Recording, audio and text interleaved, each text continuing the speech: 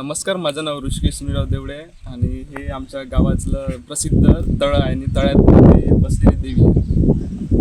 तर ही देवी आम्ही म्हणजे अवघ्या 24 वर्ष झालेले आहे आमच्या देवीला इथे. आणि 24 वर्षापासून आमची स्थापना इथे म्हणजे चालू आहे. तळ्यामध्ये झाले 18 वर्ष झालेले आहे, बाकीचे आम्ही बाहेर बसवत होतो. आणि आता खूप दुरून दुरून लोक येतात आमच्या देवीच्या दर्शनासाठी. महाराष्ट्रातून खूप साऱ्या जिल्ह्यातून देवीच्या दर्शनासाठी लोक येतात. आणि हे काम सगळं 2 ते 2.5 महिन्यापासून काम चालू असते. आणि त्यात सगळे आमचे लहान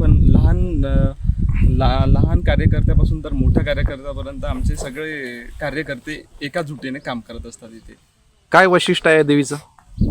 इथे वैशिष्ट्य म्हणजे आमची देवी हे तळ्याच्या मधोमधी स्थापना करतात. आणि आम्ही जेव्हा आरतीचा टाइम होतो तेव्हा ती देवी मधातून तर कॉर्नरपर्यंत म्हणजे काठापर्यंत येते आरतीसाठी आणि जाते. आणि ते कुणाला माहीत नाही, ते सगळं गुपितच आहे की ते कशी येते कशी जाते.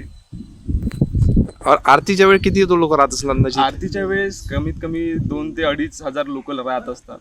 आणि रात्री खूप जास्त गर्दी असतात, कारण की इथला देखावा खूप भारी असतो आणि लोक खूप दुरून दुरून येतात.